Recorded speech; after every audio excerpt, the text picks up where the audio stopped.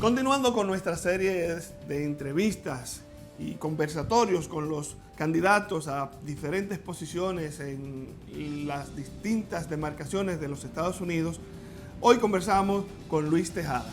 Luis Tejada, un comunitario de esta comunidad, está aspirando a asambleísta estatal en el distrito 71 del Alto Manhattan.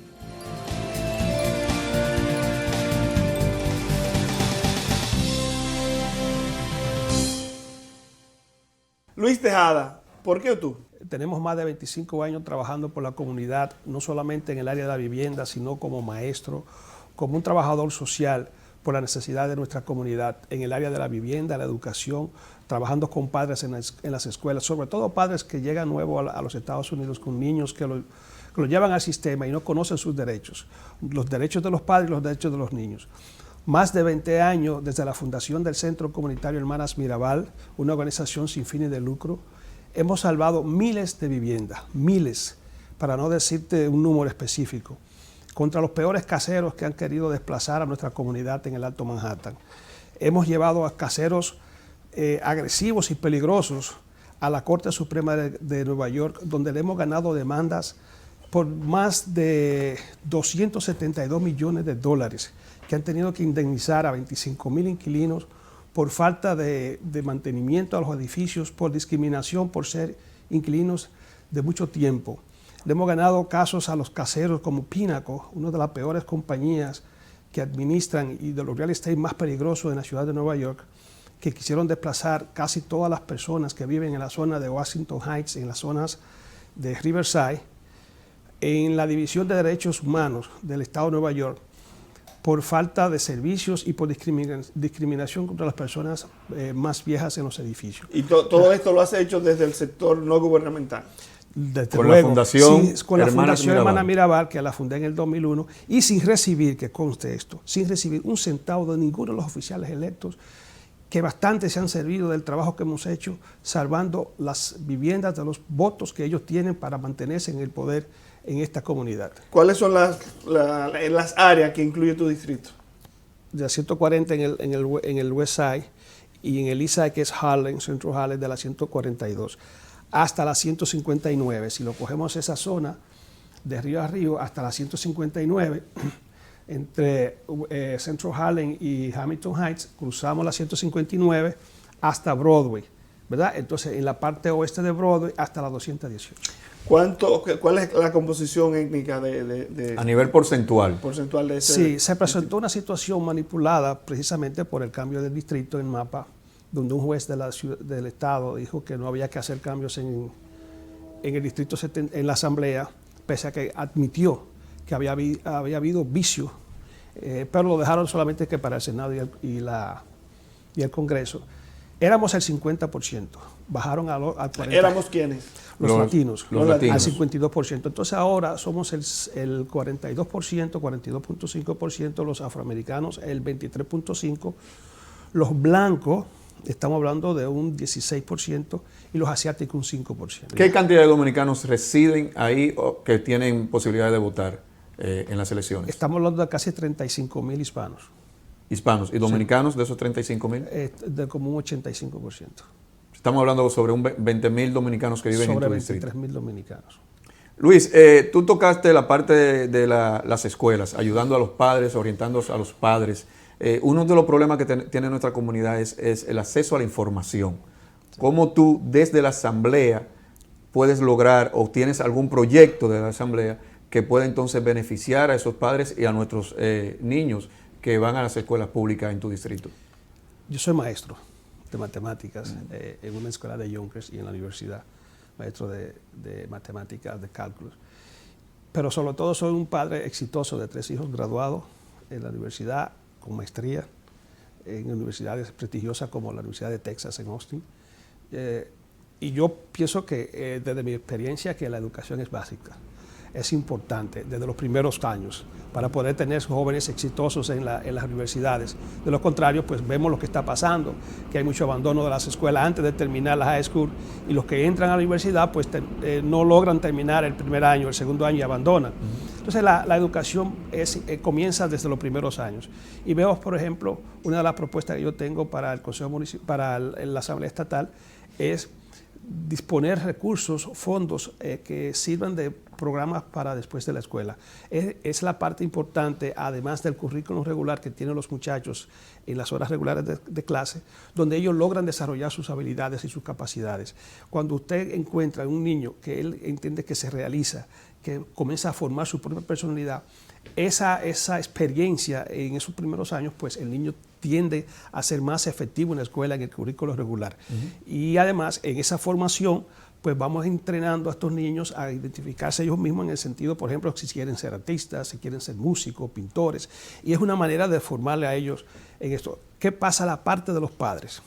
Hablamos de estos recursos, ¿verdad? Para disponer de las escuelas, porque la mayoría de las escuelas del Alto Manhattan, el Distrito 6, por ejemplo, que es la parte que corresponde al Distrito 71, el Distrito Escolar número 6, no tenemos recursos para el programa después de la escuela. Y se están disponiendo muchos recursos para la charter school. Yo soy contra la charter school. Yo pienso que todos los niños tienen la oportunidad de tener las mismas oportunidades. Porque la charter school son buenas, pero es un negocio. Y negocian con la educación de los niños.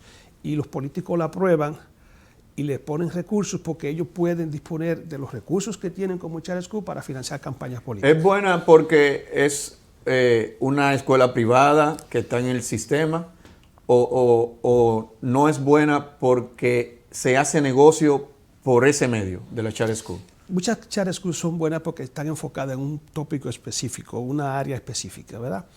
Y focalizan la educación. Se focaliza la educación. Por ejemplo, negocio, tecnología. Exacto, y okay, eso es importante. Perfecto. El problema es la discriminación. Discriminan niños que están con bajo nivel académico. Discriminan niños que son bilingües, ¿verdad? Y además de eso son utilizadas por los políticos para invertir en esa parte, porque después de 5 años recibiendo fondos, después de haber sido formada una escuela charter school, ellos pueden disponer recursos para financiar campañas políticas. Ellos pueden invertir en la campaña política. Entonces, después de 5 años. Después de 5 años. Del dinero que han ganado por el servicio que han dado en la comunidad. Entonces, ¿cuál es la situación? Bueno, pues un problema de que en el presupuesto estatal se disponen recursos para charter school, porque de alguna manera eso me va a beneficiar a mí como político. Ese es el concepto. Pero ¿qué pasa? Ellas discriminan porque necesitan mantener un nivel alto para poder decir que son buenas, pues no reciben niños con bajas calificaciones. Y si baja la calificación, no te lo mandan al sistema público de nuevo. O sea, discriminan con ellos se llevan las buenas manzanas y yo digo, ¿y por qué? Y los demás niños. Mira, hay conflicto con respecto, por ejemplo, a una familia que tiene 3 niños. Uno tiene buenas calificaciones, lo ponen en la charter school, y los otros 2 que no son tan buenos en charter school, en las calificaciones lo dejan en el sistema público. Viene un problema psicológico para la familia, sobre todo para los niños. Entonces, este tipo de conflicto, este tipo de cosas no se puede dar en una familia de 3 niños. Y sabemos que los niños de nuestras familias son de 3 y 4, porque eso es lo que somos los latinos. Esa es la realidad. Esa es la realidad. Entonces, tú tienes familias que tienen un niño, 2 en una charter school y tienes 2 en la escuela pública.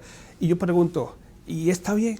Entonces, ese privilegio. Luis, según tú, desde tu punto de vista y tu experiencia, este sistema de charter school, de escuela pública, no ha beneficiado el sistema educativo. La comunidad de nosotros no se está beneficiando de este sistema. ¿Tú entiendes que entonces eliminemos la charter school y sigamos con el sistema e invertir en la parte de la comunidad de la escuela pública? Yo no diría que se eliminaría del todo. Yo digo, vamos a disponer los mismos recursos para las escuelas públicas, que con el mismo interés que se le ponen a la charter school, para que tengamos los mismos recursos en los programas después de la escuela, las mismas facilidades, ¿verdad? Si usted quiere poner un negocio, bueno, y se le responde, está bien, pero ¿por qué a ellos y discriminamos y excluimos la mayoría de los niños que van a las áreas públicas? O sea, yo defiendo el sistema público de educación. Estoy en contra de eso por la manera como se maneja el negocio, pero bueno, estamos en una sociedad de libre comercio. Tú sabes que la asambleísta Yudelka Tapia nos comentó que el Estado le debe al sistema escolar, principalmente a las comunidades latinas aquí arriba, más de 400 millones de dólares que no lo han invertido. ¿Es esto verdad? y cómo tú entiendes que este dinero se debe reinvertir y qué se debe hacer para entonces mejorar en nuestra comunidad de las escuelas. La respuesta es sencilla. Lo que han hecho es desviar ese recurso a la charter school. Ok. Está ahí, los números están ahí. Luis, vamos a seguir conversando de este y otros temas. Cuando vamos a ir a una pausa y cuando regresemos, los miembros de la comunidad te van a hacer algunas preguntas y van a expresar sus preocupaciones.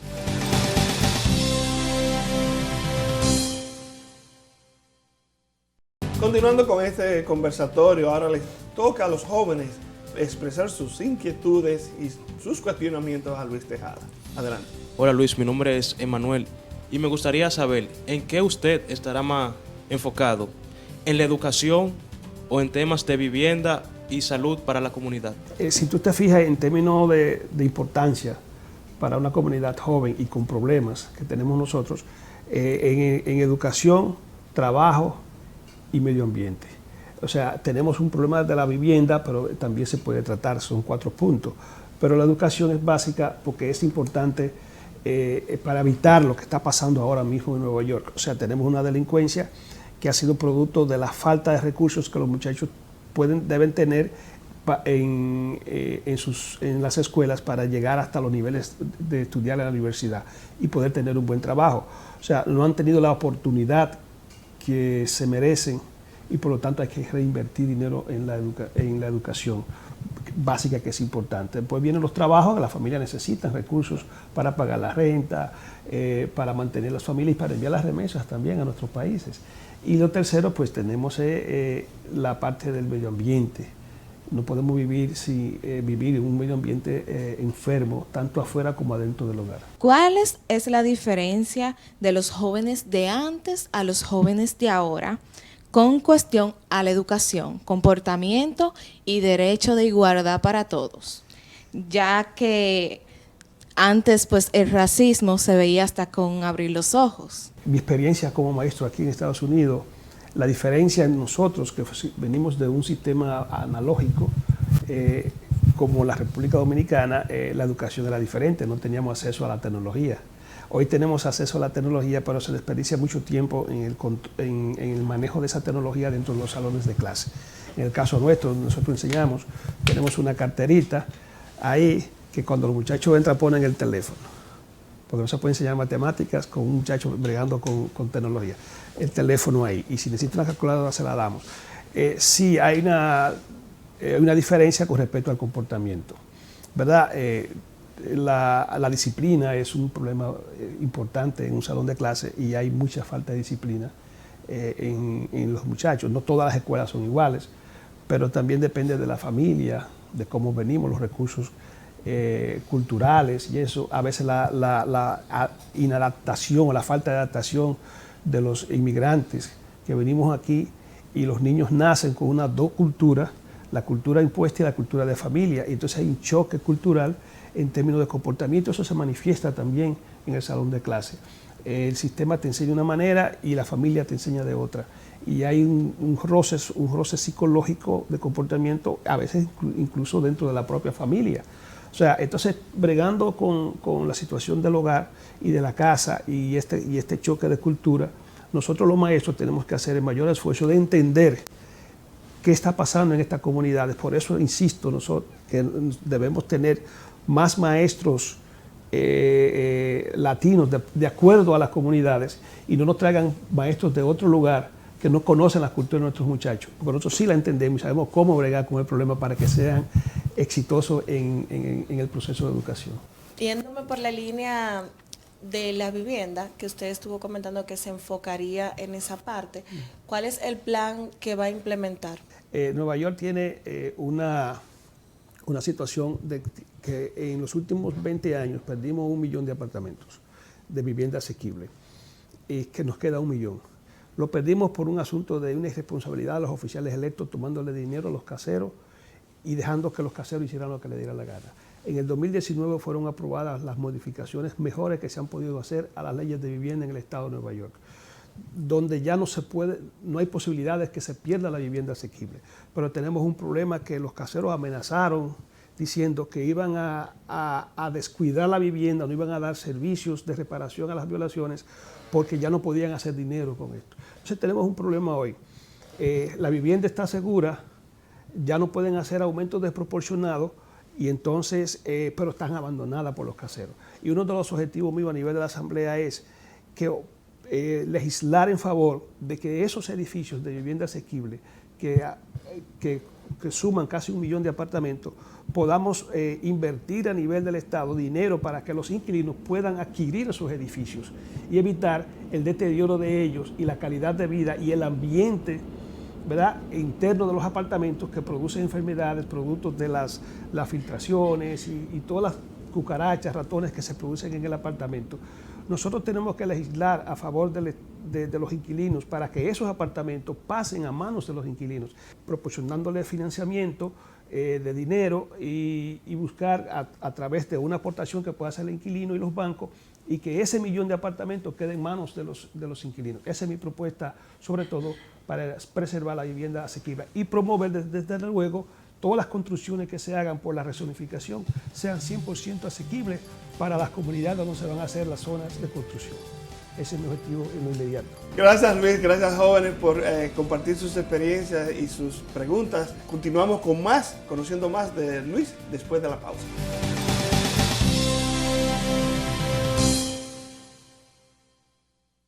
Continuando este conversatorio con el señor Luis Tejada, aspirante a la Asamblea por el Distrito 71.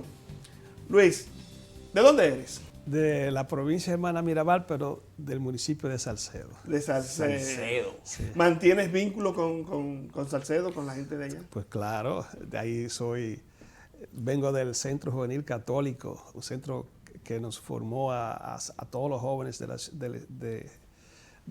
la ciudad.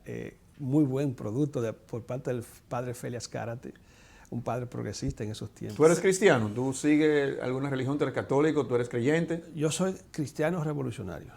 Explica eso. Jesús fue un revolucionario. Ya, él dio la respuesta. Ah, bueno, brutal. Y es importante que vengo de una familia que fue maltratada por Trujillo, 3 asesinatos de los hijos de mi abuela, y el último fue Manuel Tejada Florentino, mi tío, que fue torturado en la silla eléctrica en 1960. Salcedo es el municipio cabecera de la provincia Hermanas Mirabal, que fueron esas heroínas que defendieron ese tiempo en los Por eso fundó la organización comunitaria Hermana Mirabal. Bueno, es en honor a ellos. Esa iba a ser mi siguiente pregunta. ¿Hay alguna forma de que la gente de tu comunidad se juntan acá, te mantienen vínculos aquí, la gente de Salcedo? Sí, el asunto es que yo no mezclo la tradición del pueblo con el trabajo comunitario. Okay. La fundación del Centro Hermana Mirabal fue con el objetivo de servir a todos, porque más bien ellas se convierten en un símbolo del pueblo contra la dictadura, en un símbolo contra la violencia de la mujer a nivel mundial. Y es cuando las Naciones Unidas lo aprueba el 25 de noviembre como el Día Internacional de la Mujer. ¿A qué se dedica la fundación básicamente? Nosotros, como le decía, estamos trabajando en la parte de proveyendo servicios legales gratis y organizando y educando y movilizando a los inquilinos abusados por los caseros en los últimos 25 años. ¿Solamente trabajan con inquilinos en la parte de casas o también tienen otros servicios como por ejemplo inmigración, asesoría legal? Perdimos casi todos los fondos por el asunto de que la crisis económica, las fundaciones nos dan los recursos y como no recibimos dinero del Estado y ningún oficial electo se ha dispuesto nunca a dar dinero ni local, ni estatal, ni federal, también ofrecíamos servicios, por ejemplo, los Parenting Skill Training, que son los servicios de entrenamiento para padres, para cómo bregar con la situación de los niños desde pequeño hasta adolescente. Son unos entrenamientos de 12 módulos que se dan conjuntamente con la Corte de Familia para los niños que están teniendo problemas de convivencia o foster care, o en lugares alternativos. Y también tuvimos un tiempo también organizando a los padres en las escuelas en el Distrito 6 con los PTAs, o sea, diciéndole a ellos cómo funciona el sistema de educación, dónde hacer los reclamos, evitar los abusos y la discriminación de los niños que acaban de llegar. ¿Qué son los PTA? Los PTA son los Padres Teaching Association. Una asociación de padres donde y están los maestros. padres, están los profesores, para Correcto. entonces el beneficio de los estudiantes. Y hemos trabajado en la formación de casi todas las coaliciones que se han formado en Nueva York en los últimos 20 años. El Norte Manhattan, Norfolk, Nueva York, todas contra el RGB, la organización que tiene que ver con los aumentos de la renta, con la asociación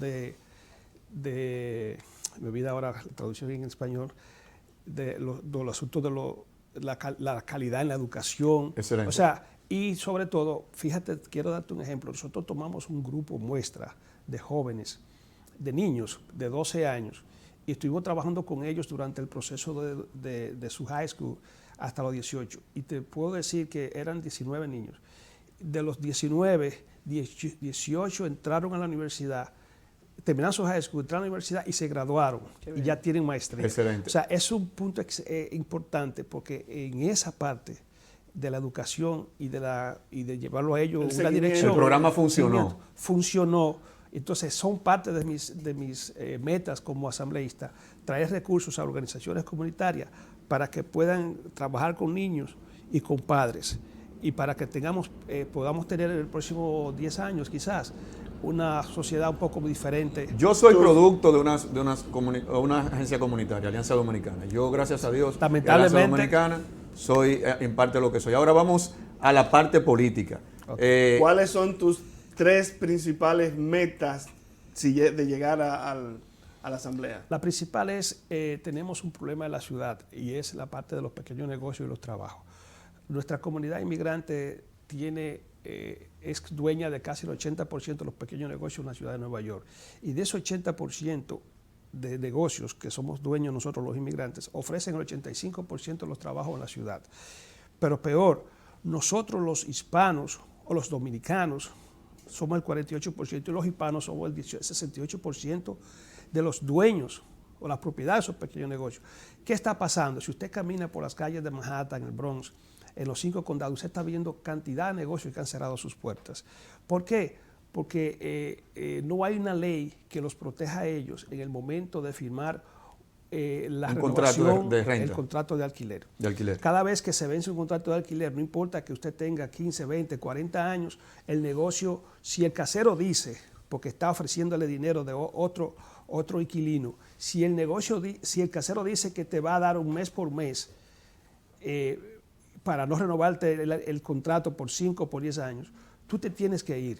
Luis. Entonces, yo voy a legislar a nivel del Estado sobre eso. La parte que le decía en la cuestión de la educación, invertir más en el área de educación, sobre todo en los programas después de la escuela, la cuestión del medio ambiente, que es sumamente importante, proveerle a la mayoría de los edificios de la ciudad de Nueva York o del Estado de Nueva York facilidades para que puedan tener el servicio solar y evitar la contaminación que producen las boilas. Excelente. Y por cuarto, la parte que tiene que ver la estamos modificación yo estoy de acuerdo con todo lo que tú estás haciendo. Solamente queremos ahora, Okay. lamentablemente el tiempo no da para más, que vamos a tener que invitarte de nuevo, pero dile a ese público que está ahí, que vive en el Distrito 71, darle un mensaje, dónde se pueden contactar contigo y cómo pueden participar de esta campaña tuya. Bueno, como yo no recibo fondos de corporaciones, ni de caseros, ni de bienes raíces, los fondos que recibo son de la gente común como ustedes, $10, $15, $20. O sea, no tengo los recursos para tener un personal ni una campaña masiva de información. Pueden llamarme al 646-626-3954. 646-626-3954. Ahí nos puedes contactar y vamos a ganar esto con lo siguiente, saliendo a votar. Nuestra gente es muy dada a no salir a votar. Si salimos a votar como hispanos, sin duda vamos a ganar con más del 50% de estas elecciones. Gracias Luis Tejada, gracias Germán, gracias jóvenes por haber participado en de tantos conversatorios que hemos tenido, conociendo a los candidatos a posiciones en las asambleas de los Estados Unidos, de los distintos estados. Hasta la próxima.